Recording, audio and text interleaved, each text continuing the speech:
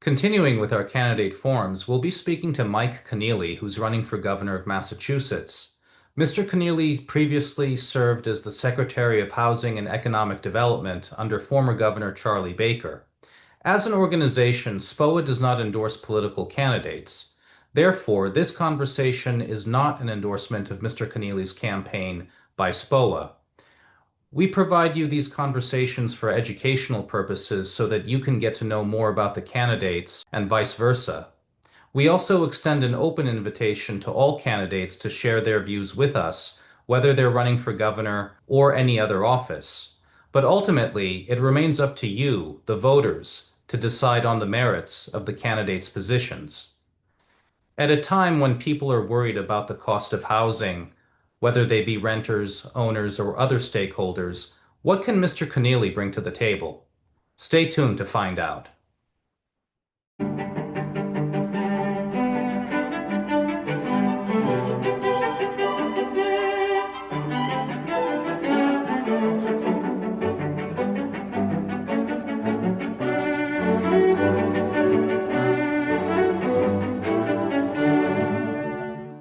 Hello, everyone. My name is Amir Shahsavari. I'm the Vice President of the Small Property Owners Association, also known as SPOA, which brings you episode 21 of SPOA Housing Policy Series. This is where we discuss property rights and all things real estate. I'm pleased to welcome Mr. Mike Kennealy, who's running for governor of Massachusetts. Mike gave us permission to address him by his first name during this conversation. So, Mike, I appreciate that, and I appreciate having you on. Thanks so much for having me on. Looking forward to a great discussion today, and thanks for all your work. Thank you. Mr. Tony Lopes is the principal of M7 Real Estate Group. This is his second time on the panel. Wonderful to have you back, Tony. Thanks. Good to be here. Mr. Scott Van Voorhees is a news reporter as well as the founding editor of the independent newspaper Contrarian Boston. This is his fifth time on the program. It's great to have you back, Scott. Thanks for having me on. Ladies and gentlemen, I'd just like to remind you kindly to donate to the Small Property Owners Association. You can do this by going to spoa.com/join. That's www.spoa.com/join. We sent out messages recently about a rent control ballot initiative that is circulating now. The activists are gaining signatures, and they recently got help from the Massachusetts Teachers Union to help them collect those signatures. Their deadline is sometime next week.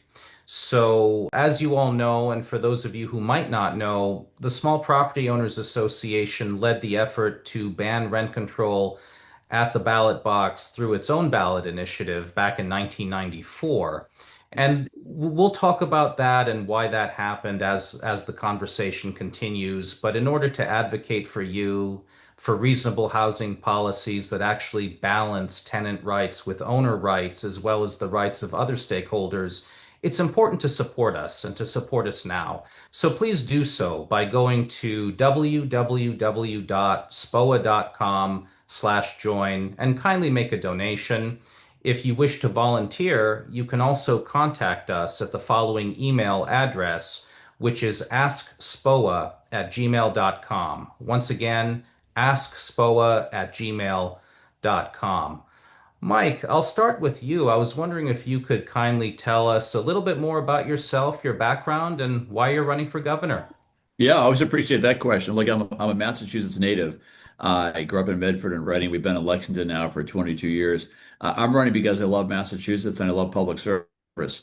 And over the course of my career, I was 19 years in the private equity business with two firms here in Boston. Got to travel the country, visit with many companies. Our firm invested in 100 businesses. We built companies and created jobs. And that work was really interesting. Learned a lot from that. But I decided in my mid 40s what I wanted to do for the rest of my professional days was public service, serve the people of Massachusetts.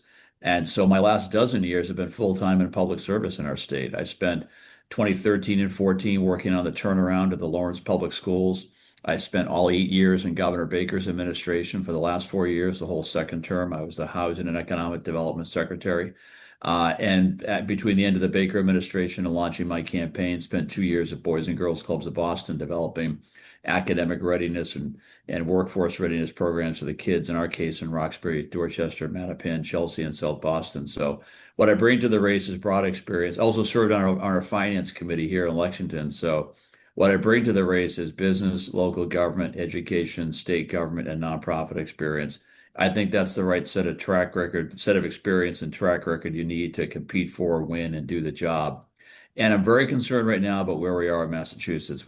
In a number of dimensions. When I launched the campaign, I wanted to have three overarching goals, which is a government we can believe in, a state we can all afford to live in, and a great future for everybody. And with that framing, I'm very concerned about where we are in terms of our economic competitiveness, our cost of living, our declining education performance, a whole lot of things. And you get to get into the issues and tackle those. But that's why I'm in the race. Love the state, love public service, and think with my background and my experience, I can make a difference. Thank you very much for that introduction. We appreciate it. And the first question pertaining especially to your experience with housing in the Yeah. past, we'll turn to rent control. As mentioned earlier, there's a ballot initiative that's out there. There are activists who want it back. Before even talking about our position on the issue, what's your position on rent control? Oh, I've got a fairly nuanced position on this one. I think it's the worst possible idea ever.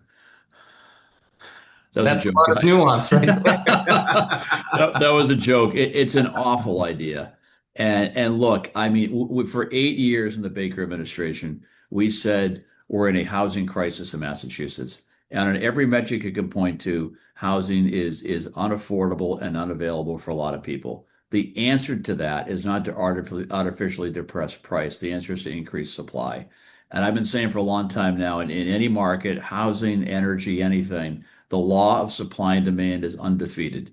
You want lower price, you got to have more supply. So it's a job of the governor and policymakers everywhere to figure out within the political context of Massachusetts, how do you create more housing supply, not how do you depress the price of the housing stock we have. And by the way, if rent control does go through, I think that hurts the supply side of the equation long term because people will be inclined to produce less housing. And so I think even by, for example, if the mayor of our largest city goes to a podium and says she wants rent control, whether or not that exists today, that is a signal to the market that you might be better off investing somewhere else besides Boston or besides Massachusetts. So I think it's an awful idea. I believe strongly in functioning free markets. It's a job of the government to figure out some way to get the market to function. But this would be a terrible idea for our housing crisis in Massachusetts. We appreciate that. I mean, we've made that argument too. It's all about supply, supply, That's it. supply. And there are countless examples from other parts of the country where rent control stunted the supply of housing, which Yeah. brought the Yeah. cost of rent up. It's a self-defeating effect because the stated purpose of the policy is to protect the tenants. Right. That itself is a problem because while protecting the tenants, we should also be looking out for the business owners, the property owners, and all the businesses that rely on us because we give them jobs. We give them jobs when we maintain the housing that we provide. So it should be all encompassing. But we know that in the past, yes, it stunted the supply of housing, which brought not only rent up for the tenant, but the operating costs even higher for the property owners, which is Yeah. also a problem that you don't hear enough about. Right. In addition, housing fell into disrepair. There was nothing that owners could do about that. Moreover, there were built-in clauses and requirements that made it practically impossible to remove non-cooperative tenants, not only harming the property owner and the Yeah. properties themselves, but also the cooperative tenants who depended on us to provide them with that maintained housing that was so important. And one thing that people don't hear enough about, and there's a reason why I'm talking about how rent control was implemented before, and I'll get to that in a moment, but property owners were subjected to these draconian rent control boards that had sweeping power.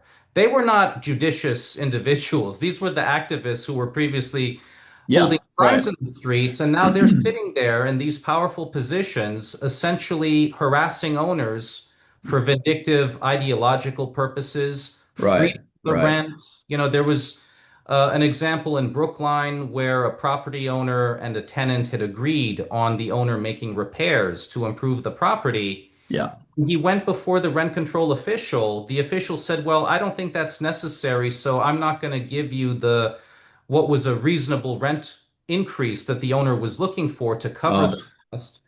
So when the okay. owner protested, the official turned off the tape recorder because in the 80s they were recording these on, audio cassette tapes. Okay. And the Yeah. official looked at the owner and said, if you want to argue with me, I'm going to make sure that you never collect a single penny for what you're charging now. And then he Yikes. turned the tape recorder back on.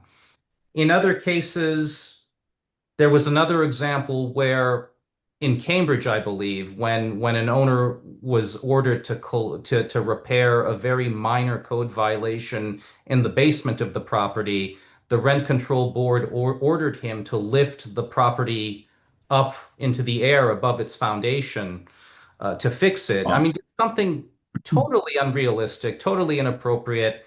And that person who owned the property died the next morning from a heart attack because he was in yikes. shock. I mean, there was no challenging these people. Very Uh-huh. briefly, my own mother in Boston. In the 80s, she had a tenant who was not paying and did not pay a penny in rent for 15 years. She could Ooh. not remove him from the property until rent control was overturned at the ballot box, Wow. thanks to Wow. SPOA.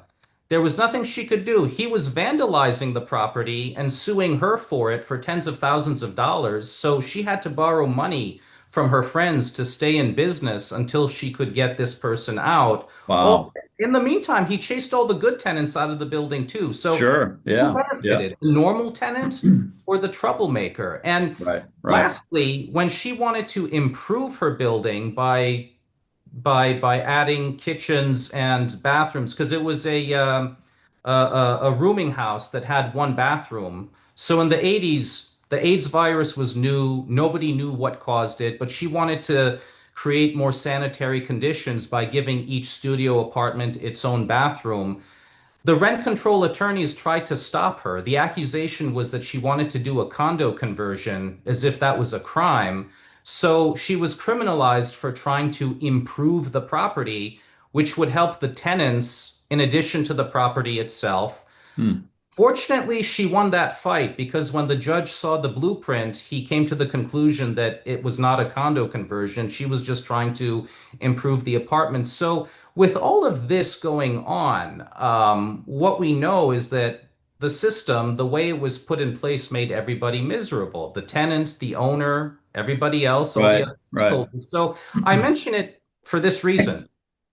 We recently heard in an article that Tony and I were interviewed in the Dorchester Reporter, the rebuttal from the activists was that our arguments against the policy were outdated because they're talking Huh. about a new form of rent control, what they call 21st century rent control. Oh gosh. Okay. That was Yeah. interesting because there's no evidence to show that this version is more moderate or more reasonable. If anything, it's actually more strict because within this ballot initiative, if I'm interpreting it right, there's no opt-in. In the past, and with other proposals, other communities could opt into this. But here, if it passes as the way they want, as the way they have it written, all 351 cities or towns in Massachusetts would be forced to opt in. I'm not sure if Huh. they can do that legally, but this is not 21st century rent control. It's Wow. Wow. so I pass Interesting. I give you the floor. I know I threw a lot out there, but a lot has to be thrown out there because people have to know what this is. This is not an affordable housing option. This is a Yeah. draconian ideological policy that's a disaster. Well, those are all really good points, and I agree with everything you said, particularly the final statement there. Look, it's really important for policymakers. I think all of us come to this work with some kind of philosophical orientation. Mine has always been around free markets and having functioning free markets. But irrespective of one's philosophy, policymakers have to look at data and experience. And so I will always reject the idea that rent control is a good solution for us, philosophical grounds, but also all the experience and data you mentioned. It's sort of irrefutable. It's a bad idea. It's been tried. It's failed. Let's try something else, or let's double down on what we know works, which is producing more housing. I am concerned that It seems to me, speaking of philosophical orientation, for a lot of people pushing this idea and others, there's this notion that the landlords are, I don't know, giant wealthy corporations, and the tenants are people at the mercy of said giant wealthy corporations. That's a construct that just doesn't make a lot of sense. It's not rooted in reality. A lot of our landlords, particularly the ones you represent, are individuals or small businesses. And so everybody needs a functioning free market, both tenant and landlord. But I think they really have set up this philosophical construct where the tenants need protection against the landlord. What the tenants need is housing. And what all citizens need in Massachusetts is more housing options. So let's make sure we have a functioning market for housing. I've got some ideas on that. But let's not do things that are short-term market distortions that in the long term are not going to be helpful to us, or the short term for that matter. Thank you. Tony, I'll turn it over to you if you have any questions. I know that we were curious about TOPA, among other things, but you have the floor. Yes, thank you, Amir. So, Mike, the legislature has revisited versions of the Tenant Opportunity to Purchase Act, which would give tenants or nonprofits the right of first refusal when an owner decides to sell. Many small property owners see this as adding delay, uncertainty, and potential loss of value. Where do you stand on TOPA? Well, I'm against TOPA, and the first time I saw TOPA was when it was passed by the legislature in early 2021. It was a broader economic development bill. It had TOPA in it. It had eviction record ceiling in it as well, and Governor Baker vetoed both of those provisions. And I thought that was the right decision. I don't support TOPA. It will again create a market distortion. I've said for a long time now, the tenants always have the opportunity to purchase, just like anybody in a free market has the opportunity to purchase something.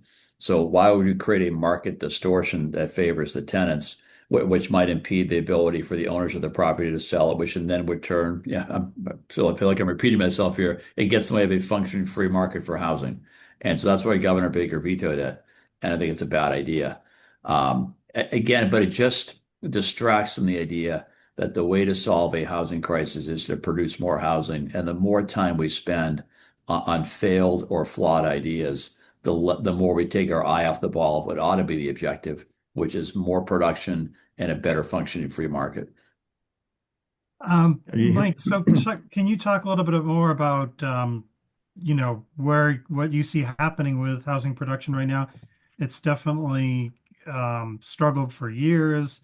I know you had some success kind of building it back up, and then it's Yeah, kind of dropped back down. But even then, it was, I mean, the number that I think I go back to often is, in the 80s, we had 30 or 40,000 new units a year. yep, Now we have a million more people, and it's a big year if we get 20,000. So that's the right. math doesn't add up. But how do you change that? And I know you've had some reservations about the MBTA Communities Act, and somebody today was earlier was like on X saying, "Oh yeah, well he says that, but how is he going to make this work if we don't basically." This guy was saying, don't basically, enforce the MBTA Communities Act and force towns to do these things. How do you get to those numbers? It's a great That's question. our Well, need. first of all, yeah, we always pointed to the fact that I'm going to share somewhat similar numbers with you share, but the numbers I always remember from my time as secretary were from 1960 to 1990. The state permitted about 900,000 new housing units. So over a 30-year period of time, about 30 per year. And 1990 to 2020, when I was still in office, that number I believe was about 460,000.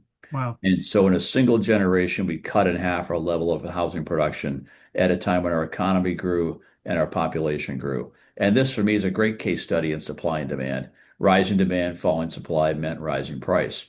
I believe in 1980, we were about the national average in housing costs among the 50 states. And today we're number three. So big thanks to Hawaii and California for keeping us out of the top spot, but we're third highest in the country on every metric you can point to. Home ownership, rent, percentage of our renters that are cost burdened, vacancy rates, any available metric points to the fact that we need a lot more housing. Now, we always pointed to the fact in the Baker administration that local control is really important around here. And it's been a matter of state law since 1920 when the first zoning codes were passed, that all land use decisions are the prerogative of each of the individual 351 cities and towns. And it's subject to a two-thirds vote of their local legislative body, city council or town meeting. So we looked at this problem and said, we need a lot more housing. Local control is really important. Therefore, what can we do to help create an easier path at the local level for housing? And the idea that we campaigned for lack of a better word, for years was the governor's Housing Choice Initiative. And the centerpiece of that was lowering that approval threshold from a two-thirds supermajority down to a simple majority. I find people don't talk so much about that idea anymore. I think it's a really important idea. We got that done in early 2020, 2021 as well. But again, the idea that you need a functioning free market and local zoning can be an impediment to that market. How do we address that problem within the unique political construct of Massachusetts, where the cities and towns have a lot of authority over it? So we said, let's create an easier path for those cities and towns. I think over time, that's going to help us produce a lot more housing, with the caveat that what I'm seeing now are policy mistakes at the state and local level that get in the way of housing production. We talked about one of those today, rent control. Even though we don't have it, the discussion of rent control is a signal to the market that maybe you shouldn't invest here, maybe you should invest somewhere else. The stronger green building codes and banning fossil fuels and new construction, things like that. You want to do well by the climate, you want to do well by housing, but you got to find a balance. And I recall when a lot of the stuff was being debated, I had developers sending me spreadsheets saying, "Hey, Secretary, here's what it costs to build now. Here's what it will cost going forward. Help me make sense of this." And you can't. So if you want more housing, let's not do things that drive up the cost of housing production. I'm very skeptical on inclusionary zoning as it's been applied in some places. And so Boston going from, I think it's 13% to 20%, that will make projects uneconomical. So a long way of saying we need a lot more housing. Our solution in the Baker administration was look at this through the lens of local control, help our cities and towns produce more. I think that'll work. But what we're seeing now are policy mistakes that are impeding housing production. On MBTA communities, it was part of that same bill that had housing choice. And it was not an idea that came from us. It was an idea created solely and passed, created and passed by the legislature solely by them. We never advocated for it. When it landed with us, the question we asked ourselves was, how can we make this a flexible tool in the toolbox for our cities and towns? How can we create a set of guidelines that are sufficiently broad where the 177 cities and towns to whom this applies can use this for their own ends to produce housing? And that's what we did. But unfortunately, we then left office. I think Governor Healy and the Attorney General have weaponized this against our cities and towns and made it much more adversarial.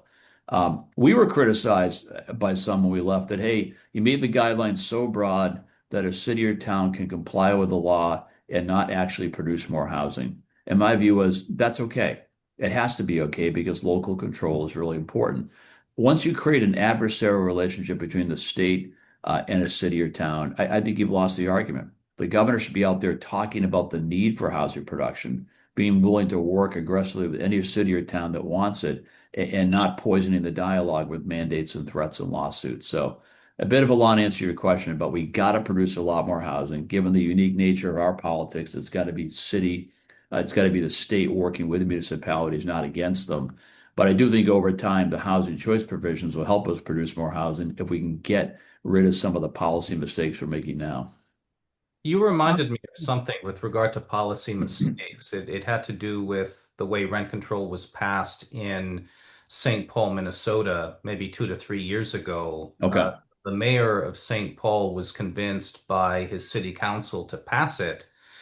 And then not long after that, maybe a few months after that, people and businesses migrated to neighboring Minneapolis, and the end Sure. result was that the rents in free market Minneapolis went down as the rents in rent-controlled St. Paul went up There you dramatically. go.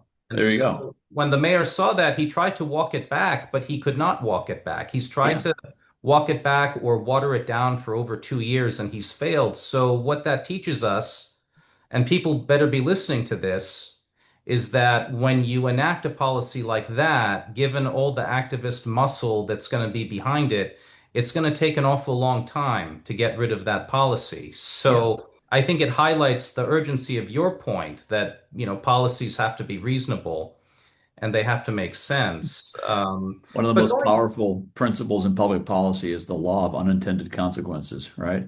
Folks in St. yeah. Paul did not intend for this to be a boon for the housing market in Minneapolis. But that's what happened. Once you interfere with the market, you're going to get unintended consequences for sure. I Yeah. really worry, I mentioned at the outset in terms of going through my professional background. One of the reasons I talk about traveling to 40 states and seeing what goes on in other states around the country is that I came away from that believing, one, that we are a very special place here in Massachusetts, but secondly, we are not alone in a sense that there's a lot of places to make a living and build a life in this country. And we need policymakers with a competitive mindset that every day we're competing for investment and jobs and opportunity against lots of other states. And we got to focus on how do we develop, attract, and retain talent. And if you don't have that competitive mindset, that may take you off into all kinds of directions that aren't helpful for us. And I do worry for a long time in Massachusetts if you have this idea of Massachusetts exceptionalism. And you can believe we are an exceptional place, but also recognize we live in a competitive economy. And there's a lot of places around the country that have, well, most every place has much cheaper housing than we do. And so where are the investment and jobs and opportunities going to go? But just like your example of St. Paul versus Minneapolis to some degree, it's Massachusetts versus lots of parts of the country and lots of parts of the world. And we got to have good policy here that attracts capital, attracts investment. On that note, I wanted to ask you about Proposition 2.5. Yeah. This kind of started, I would say, for SPOA, it started a year ago when Mayor Wu proposed a controversial tax shift on empty and Yeah. or struggling office buildings. Fortunately, it didn't pass. The state legislature was not on board. Yeah. However, recently, I think Governor Healy was talking about potentially overturning Proposition 2.5. And for those of you who don't know, Proposition 2.5 was put in place years ago to establish a guardrail to prevent taxes from going up too high. So, and Mike, you can elaborate more because I think you can explain it better than I can. But Yeah. what is the value? What is the significance about Proposition 2.5 and keeping it in place? And what could go wrong if it were overturned? I don't know where Massachusetts would be right now without Proposition 2.5. It's been on the books since 1980, I believe. And we talk all the time in the campaign about the affordability crisis we have here in our state. If local property taxes had been unchecked by Prop 2.5 for 40, 45 years, they would be quite a bit higher than they are now. And so we should thank ourselves that we have Prop 2.5 on the books. And it creates a lot of discipline at the local level around how do you manage a local budget. Now, I'm the only candidate in this race on either side of the aisle that's actually served in local government. I was on our finance committee here in Lexington for 3 years, so I know how to build a municipal budget. And it is a discipline that's needed at the local level. I wish we had Prop 2.5 at the state level, by the way. I saw some analysis on where would state taxes have gone if we had something like Prop 2.5. They'd be quite a bit lower. So I think it's a very useful check on local governments. But by the way, if the citizens want to have higher, are willing to pay higher taxes for something at the local level, there's a mechanism to do that, a Prop 2.5 override. And so the people that want to get rid of Prop 2.5 or want to amend it, I think are ignoring a couple things. One is it will only contribute to an affordability crisis in our state. But secondly, if citizens want it, are willing to pay higher taxes for something, there's a mechanism to do that already. I think it's unfortunate the way Governor Healy has opened the door to perhaps amending or doing away with Prop 2.5. I think it's incumbent on the governor to speak clearly on these issues. I couldn't really tell you exactly what her point of view is on Prop 2.5, or for that matter, her point of view on rent control. But if I were governor now, I'd be saying in no uncertain terms, rent control is a terrible idea. We shouldn't pursue it. And it would be equally terrible to tinker with Prop 2.5. We need that on the books right now. That said, local budgets are under stress right now due to inflation at the local level. But the answer is not higher taxes. The answer is for the state to get its fiscal house in order and make sure local aid payments keep up with inflation. And that's not happening now. There's been a real lack of budget discipline at the state level. The budget's now, twice what it was a dozen years ago. It's gone up 50% in the last 7 years. We spent over $3 billion on this migrant crisis. When you can't manage the budget adequately at the state level, local aid payments may not keep up with inflation. That's what's happening now. But the answer is not to change or do away with Prop 2.5. The answer is not this Municipal Empowerment Act that they call it, which would also allow for higher taxes at the local level. If you want to know why people sometimes get cynical about government, look at something which is a tax hike bill, which is called empowerment. topic for another day, maybe. But you got to be honest with the voters what you're trying to do. They're trying to raise taxes at the local level, and that's not the answer. Mike, you had mentioned on the like dynamics right now we've seen with the MBTA Communities Act, and there's been all these, the Attorney General's been involved, and I think suing Milton, and the governor's got involved, and so they've definitely tried to take an enforcement approach.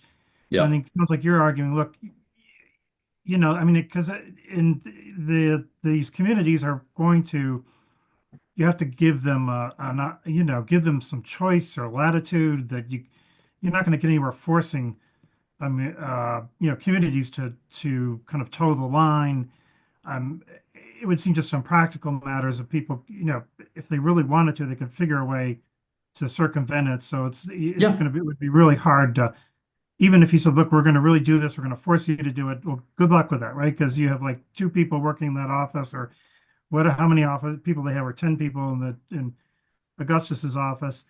Yeah. But then, so how do you change the dynamic? Because there is, just having written about the stuff over the years and gone to countless planning board meetings, Yep. people do get worked up about stuff that's, like, what? It's like you're worried this apartment building that this is going to charge $2,000 a month is going to, kill the neighborhood or whatever. How do you change or it's going to kill the schools? How do you change it? How do you make it enticing, more enticing for communities maybe to, not be, gripped with fear about their school budget, or Yeah. are there ways to kind of, how do you kind of encourage it in a practical way? I guess But more it's a how to great it's a great question, Scott. I go back to what we did in the Baker administration. Our view, and I said this all the time as housing secretary, we're in a housing crisis. We got to produce more housing. And I was very comfortable saying that anywhere in Massachusetts and selling the idea that we need more housing. There's a big difference between selling and mandating. And so I think we need to have a dialogue in Massachusetts. Look, as a state, this is a massive competitive disadvantage for us. It's hurting a lot of people, consumers and households as well. So how do we figure out a way to solve it? I think once you go heavy on mandates and threats and lawsuits, you change that dialogue. So I'll be very open if I'm governor saying, look, folks, we got to produce a lot more housing because we're becoming a place that our kids can't afford to live. We haven't talked about this yet. In the last couple of years among the 50 states, we rank literally number 50 in job growth. We're losing jobs. We're losing people because they can't afford to live here, and housing is a key driver of that.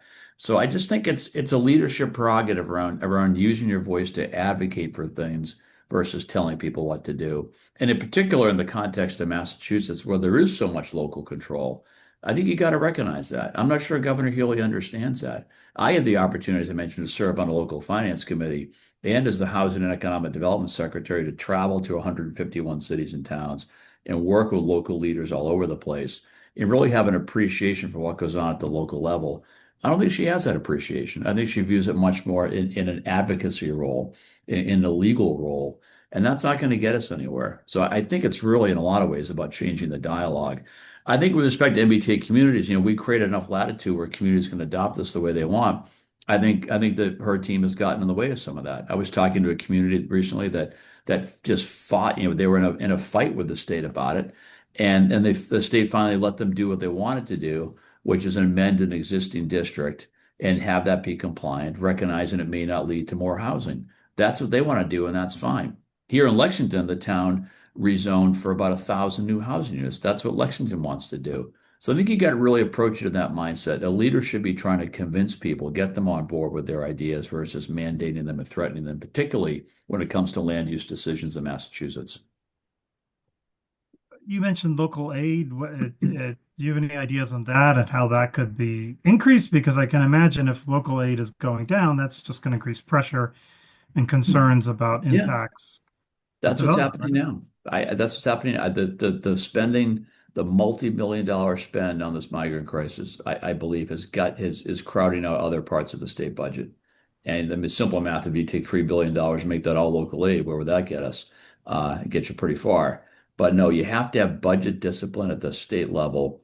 And you talk about having budget discipline. Well, one of the budget disciplines I'd want to have in my administration is to say local aid will rise with inflation. I think we had something like that in the Baker administration. So take that as a given. It's really important the state continues to be a constructive partner with cities and towns. So take that off the table, but put that to a side. So that's a commitment, and then focus on the rest of the budget. That's not happening now.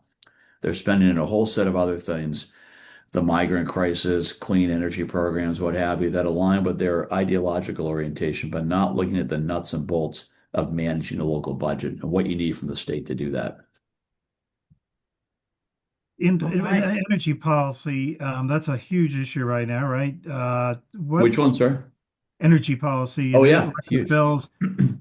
What are your ideas around that in terms of bringing down expenses and obviously there's a need for more generation, but there's also a need for more transmission. And I think some of the increases have clearly been tied to the mass saves program and people opting in, or more people opting in than they thought they would. And then other Yeah. people are getting higher bills because of that. I mean, what are Yeah. some of the things you would do or look at there? I'm back to Um, supply and demand again. You want lower energy costs, bring in more energy supply. And the governor's boasted about shutting down natural gas pipelines. It's not constructive. We need a lot more supply of energy in our state. So start with that. The other part of the energy bill, of course, in addition to the energy itself, is all these charges on the bill for mass save and other things. So between expensive energy and expensive charges, our bills are out of control. And that hurts our households and our businesses. So that also is a major competitive disadvantage. And the two of those together, housing plus energy, means we're just a very, very expensive place to operate. And if you were to if you were to compound that with higher taxes at the local level, then you've got a real problem. We got a real problem now, but that's only going to get worse. So we got to look at each one of these and be realistic and be market driven. So what I'd want to do as governor is make sure we have a lot more supply of energy, to take a hard look at the charges on the bill for mass save and other things and maybe suspend those, if not outright eliminate them or mitigate them, but just have a much more realistic orientation here. There's been some talk now I heard about getting away from our hard mandate for net zero by 2050. I think we should do that. I think again, once you have mandates on these things, it pushes you in a policy direction that may not be constructive long term. I think it's the job of the governor to balance different priorities. You want to do well by the climate, but also you want to have affordable energy. You want to have housing people can afford to live in. How do you accomplish all those goals? I think when you have a hard mandate on one of those, it distorts policy making in the other areas. So I'd want to get away from that one as well. I think it's clear the philosophical thrust of this administration is really heavily around the climate. And I don't think this administration has an energy policy. I think they have a climate agenda. And when you have a climate chief at the cabinet level, for example, whether it's my understanding the cabinet secretaries report to the climate chief as well as the governor, that speaks to a set of priorities that I think is in a lot of cases conflicts with reality or what's best for Massachusetts long term.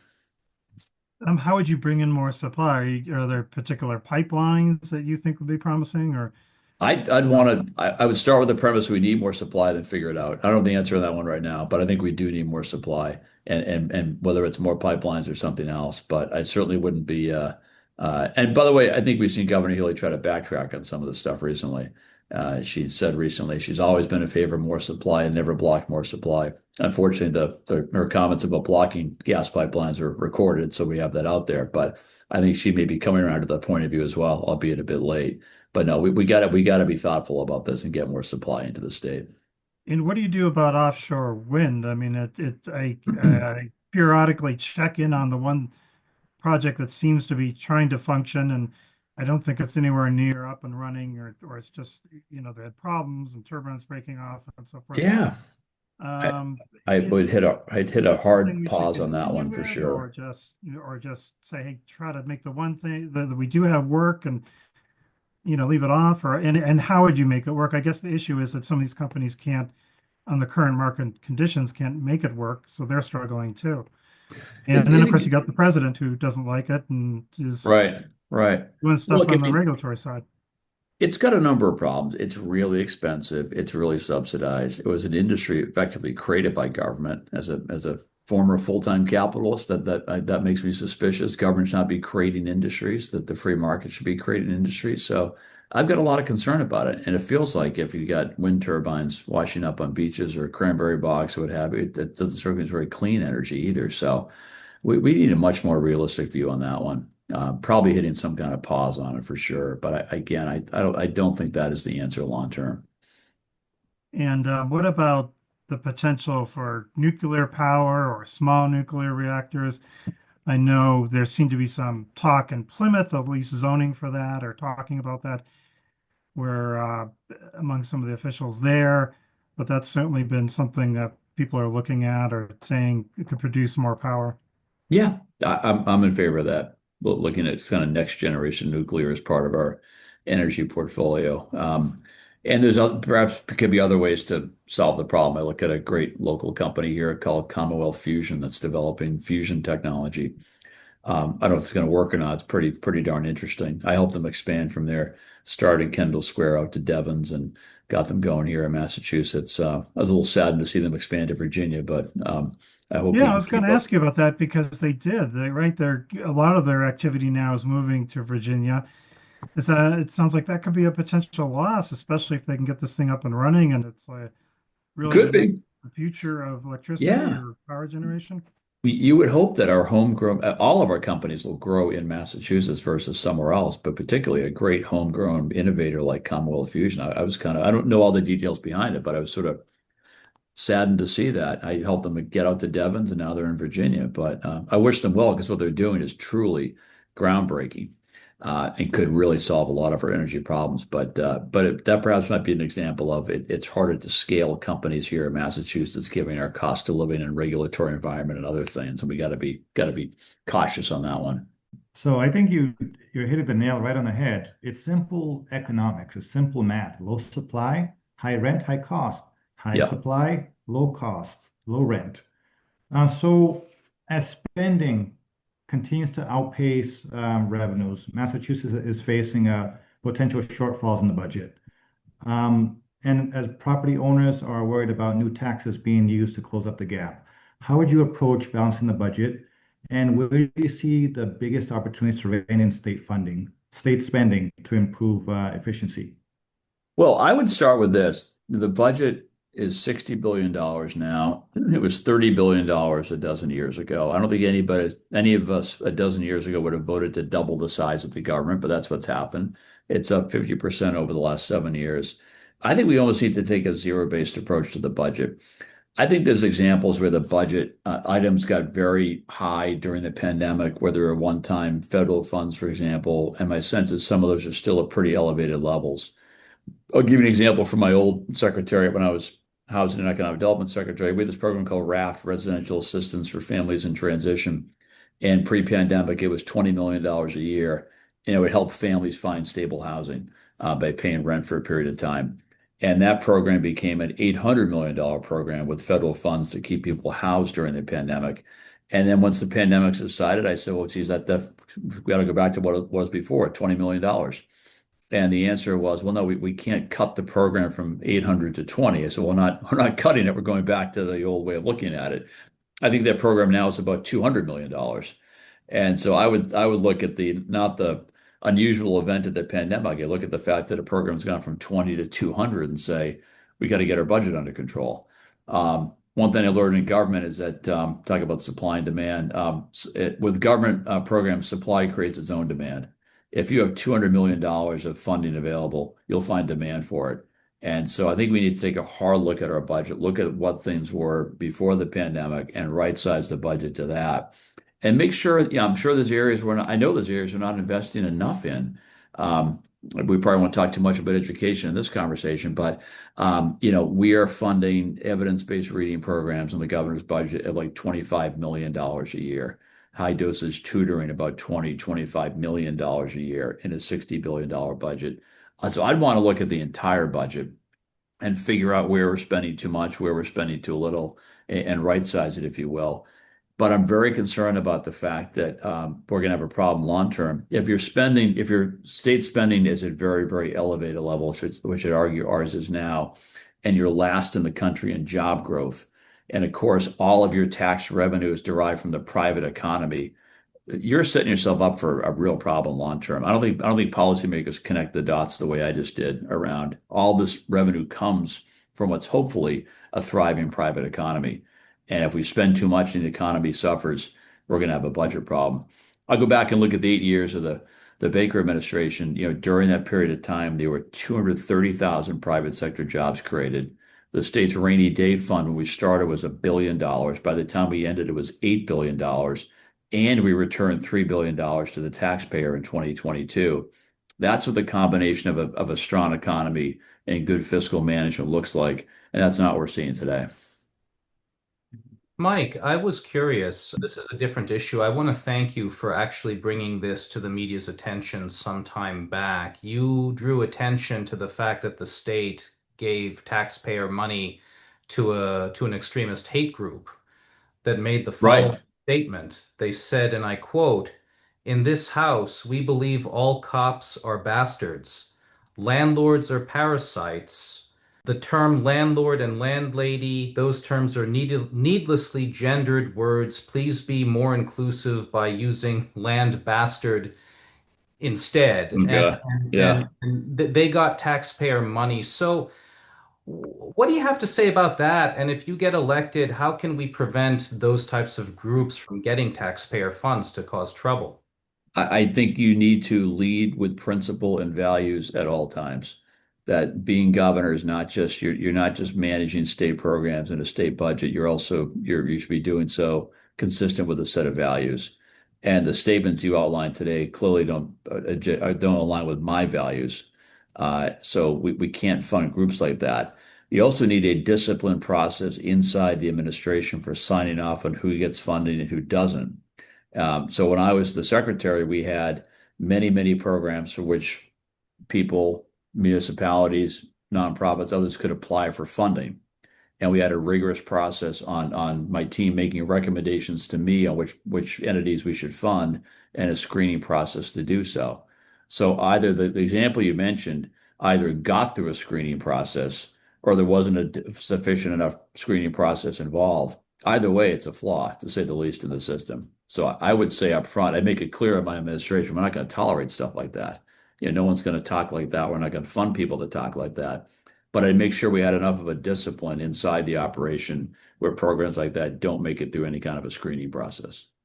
We appreciate that. And when you talk about screening process, that's the central point part of my next question. It seems that there's a movement within state government to eliminate screening in general. For example, in other areas, that there are legislators on Beacon Hill who want to outlaw credit screening for potential tenants. There are people who have already advocated for the sealing of eviction records, and that was passed. And a more moderate version of it was passed where the renter would have to make a case before the judge as to why he or she could not pay due to no fault of their own. And, at SPOA, we believe in giving second chances to people who are well-meaning, who want to do the right thing, but who run into hard times.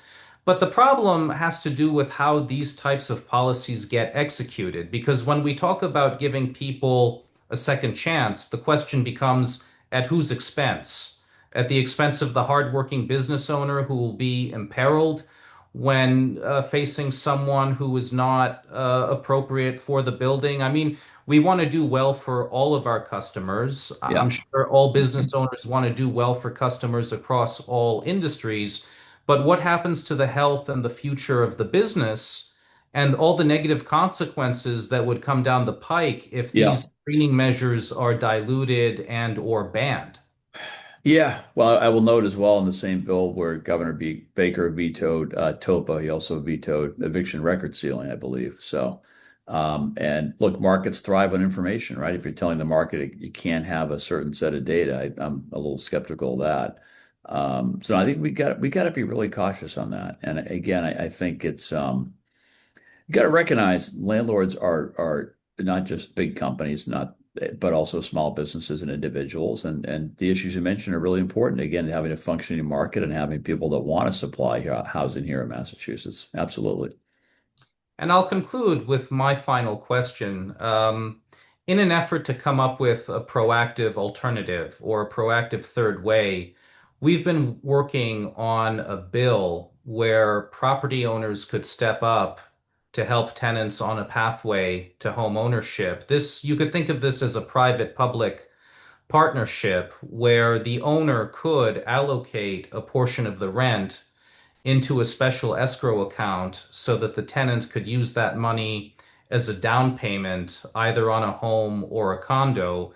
The government would step in to provide matching funds while giving the property owners tax credits and rewards, in addition to interest-free loans to make repairs on the rental properties, which would benefit the renters as well. Yeah. And if you're an owner and say you have a tenant who's economically well off or not interested, you could put those funds into a public escrow account based on zip code so that you could directly help other renters in economically disadvantaged parts of the state on their pathway to home ownership. So in Oh, this case, you wouldn't just be a good landlord, you would be a phenomenal landlord, a phenomenal contributor to the public good, yeah. thereby not only strengthening your relationships with your tenants, but also strengthening an alliance with government, whereby everybody could enjoy a win-win scenario. The renters of today could be motivated not only to become the housing providers of tomorrow, but in this case, they might be motivated to pay their rent and to pay it on time if they knew Hmm. that paying rent would go towards building their own future as well. I mean, Yeah. in Yeah. general, does that sound like something you might get behind? It does. I haven't studied all the details, but philosophically, yes. If it's something that's opt-in, and it's a prudent investment by the government to help create more options for tenants and more housing across the state, yeah, I think philosophically I could get behind that. I want to study the details before I commit to it. But Of I course. always said, as housing secretary, that housing production was like the ultimate team sport in a lot of ways. I look back at the projects we did around preserving and producing affordable housing, specifically designated housing for folks at certain income levels. That's an incredibly collaborative effort involving, state funds, federal funds, collaboration at the local level, developers, for-profit and nonprofit lenders. We had a whole variety of programs at the state across our administration and our quasi agencies. These are incredibly complicated projects. It requires a lot of teamwork and a lot of collaboration. So if it's in that spirit where it's opt-in and it's collaborative and it's a good investment by the government that gets us to a better place in terms of our housing market, yeah, that sounds really interesting and creative. And these problems do demand creative solutions in a lot of ways. Thank you. And just to clarify, it would be opt-in. Of course, it would Right. not be mandated in the Yeah, spirit yeah. of doing everything that you said. If anybody has any other questions for Mike, we can hear those questions. Sure. So small landlords provide much of the naturally affordable housing in Massachusetts. What's Yes. your message to mom and pop landlords feeling squeezed by the costs and new policies that can make that unviable? I think the message is if I'm governor, you'll have a champion in the corner office for anybody that's trying to solve our housing crisis here in Massachusetts and recognizing that it's the small landlords, as you said, that own and operate a lot of our housing here. So we have to have a highly functioning free market. We need to make sure that we've got support for that from a whole set of state policies. But I think you're going to have a governor that has I know you will in my case, that has a very realistic view of the problem, that recognizes there's got to be a free market solution, and that appreciates the role that our small property owners play in our housing ecosystem and will be a champion for them. Thank Well, you. thank you, Mike Kennealy. Thank you very much for joining us today. We appreciate it. Ladies and gentlemen, until our next episode, I wish all of you well. Thank you for joining us.